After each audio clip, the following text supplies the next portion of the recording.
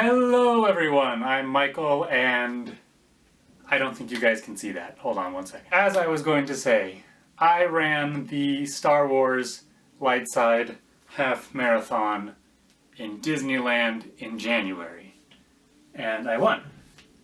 I got a medal. I also signed up for the Dark Side Star Wars Half Marathon in Florida in April. Yeah, April. I should know this. It's soon. In the last race, I wore a Star Wars hoodie and some running leggings and a Yoda backpack to carry all my water, my phone, that kind of stuff. So there I am in my finisher's picture. But I wanted to do something different for this race. I want to do it big. So I'm going as Orson Krennic. I'm going to use these photos as kind of a guide to constructing a costume that not only looks good, but also doesn't melt me in the Florida heat. The way I see it, there are 5 pieces to building the ultimate costume. You have the feet, you have the legs, you have the chest and torso area, you have the hands, and you have the head. Feet. We got my running shoes. I can't wear anything else but my running shoes. Hands. These 50-cent gloves that I don't mind if I lose because they're coming off after the first couple miles. Legs.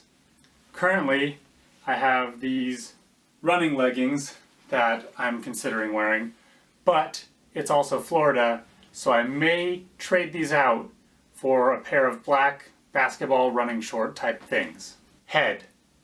This is the easiest and the hardest part because Orson doesn't have a beard.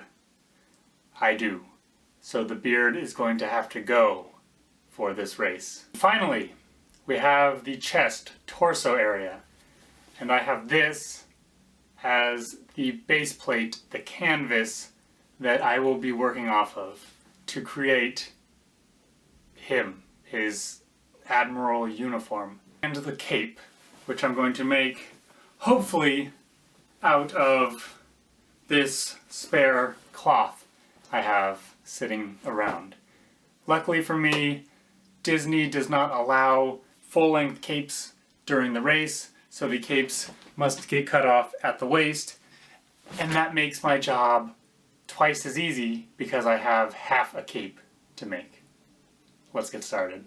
To begin, I just wanted to sketch out every piece that I actually needed to construct. And here I am starting to line up where I'm going to sew the shirt. There's no real purpose to doing this other than it looks like it in the picture, so I'm going to do it on the shirt. It's just maybe a 1/4 inch seam that I'm doing here, just so it folds over and gets that nice line as you can see here. This next phase involves attaching the Velcro to the shirt, which I will use to adhere the cape to the shirt from the back, and then also you saw some Velcro on the front, which is where this insignia is going to go. I made the insignia out of foam and more foam. It's as simple as that. I took some foam, I'm going to wrap it in some silver tape right here to give it that metal look, and then I got some blue and I got some red, and I'm just hot gluing it on there. Some of these next clips got cut off by my camera turning off, so you're gonna have to bear with it.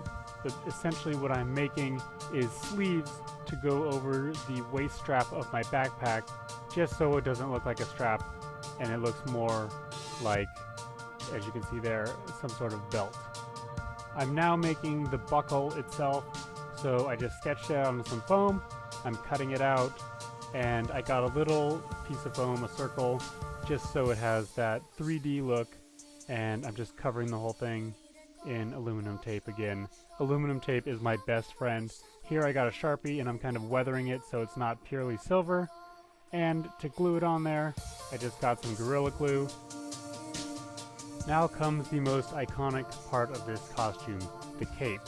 Right now I'm working on the collar piece, which was just some foam, once again, inside 2 layers of white fabric and then I just sewed lines across to match the lines that you see in the actual picture or the movie. Now, I'm, as you can see, just measuring out how big I need this fabric to be cut, and I'm just cutting it down to size. Here I am sketching it a little bit.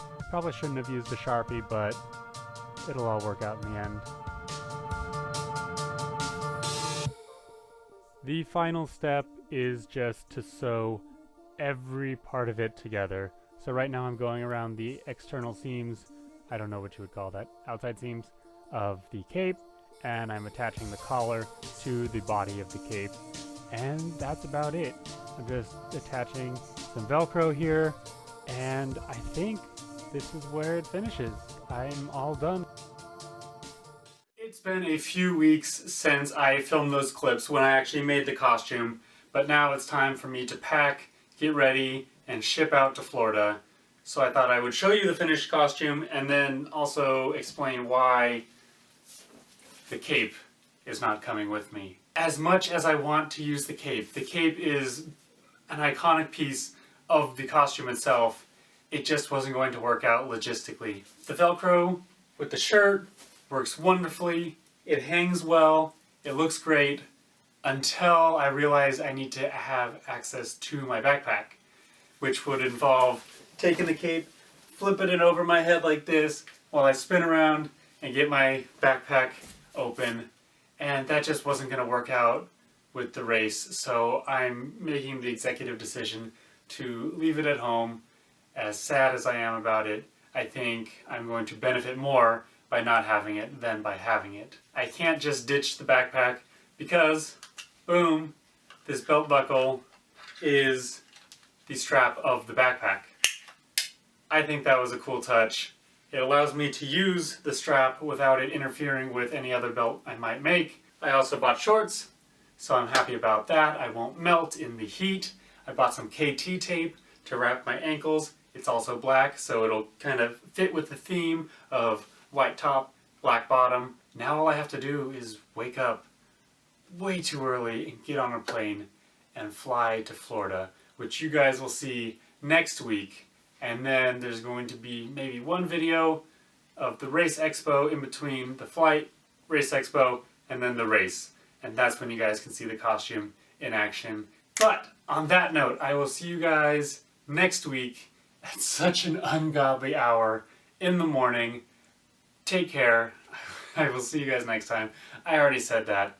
Goodbye.